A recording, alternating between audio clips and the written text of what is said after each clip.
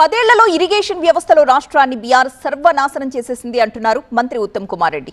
వాళ్ల స్వార్థం కోసమే తుమ్మిడిహట్టిని కాదని కాళేశ్వరాన్ని డిజైన్ చేశారు అంటున్నారు ఆయన. అత్యధిక వడ్డీలకు లోన్లు తెచ్చి ఇరిగేషన్ నే దెబ్బతీశారంటూ ఆరోపించారు ఉత్తమ్. 10 ఏళ్ల పాటు బీఆర్ఎస్ ప్రభుత్వం ఇరిగేషన్ శాఖని ఇరిగేషన్ ప్రాజెక్టులని సర్వనాశనం చేసింది. టోటల్ కొలాప్స్కి తీసుకొచ్చారు. వాళ్ళు ఏది ముడితే అది నాశనం అయిపోయింది.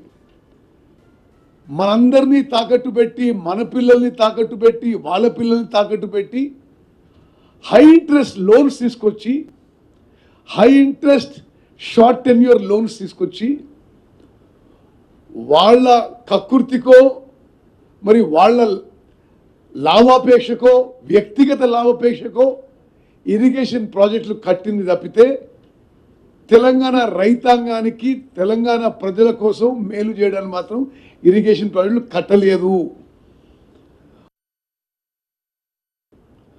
1.81 lakh crores 10 ఏళ్లలో బారో చేయడం కానీ ట్యాక్స్ పేయర్స్ పని కానీ గత బీఆర్ఎస్ ప్రభుత్వం ఖర్చు పెట్టింది. 1.81 lakh crores. భారతదేశంలో ఏ రాష్ట్రం ఇంతగానో ఖర్చు పెట్టలే. అండ్ దాని కింద వాళ్ళు చూపెట్టడానికి ఏముంది?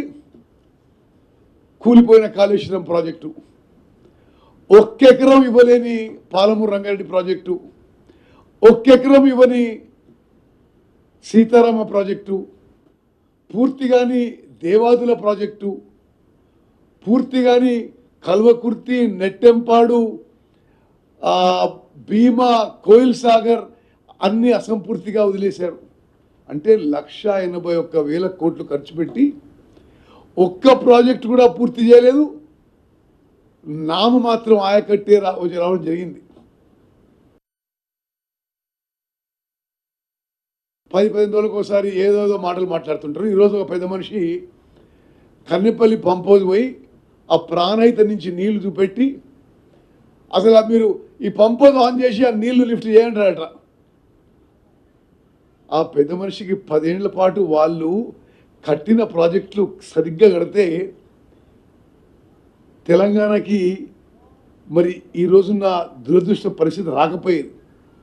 మీ వల్లనే ఇప్పుడు ప్రాణహిత ఆ నీళ్లు ఉపయోగించలేకపోతున్నాము. మీరు చేసిన తప్పిదాల వల్ల, మీరు చేసిన ఘోర తప్పిదాల వల్లనే ఈరోజు మేడిగడ్డ, అన్నారం, సుందిర్ల బ్యారేజీలు ఉపయోగం లేకుండా పోయినాయి. ఆ 3 బ్యారేజీల్లో ఉపయోగించిన సీకెంట్ పైల్ ఫౌండేషన్ డిఫెక్టివ్గా ఉంది. వాటర్ స్టోరేజ్ చేయడానికి వీలు లేదు అని చాలా స్పష్టంగా నేషనల్ డ్యామ్ సేఫ్టీ అథారిటీ, ఉదాహరణకి అన్నిటికీ స్టిల్లింగ్ బేసింగ్ పెంచాలి, ఇప్పటి యాజ్ ఇట్ ఈస్గా ఆ బ్యారేజీలు ఉపయోగించలేము అని స్పష్టంగా ఇచ్చిండ్రు. మేడిగడ్డ బ్యారేజ్ కూలిపోతే కింద 44 ఊర్లు కొట్టుకపోతాయి, భద్రాచలం టౌన్ కొట్టుకపోతుంది, భద్రాచలం గుడి కొట్టుకపోతుంది.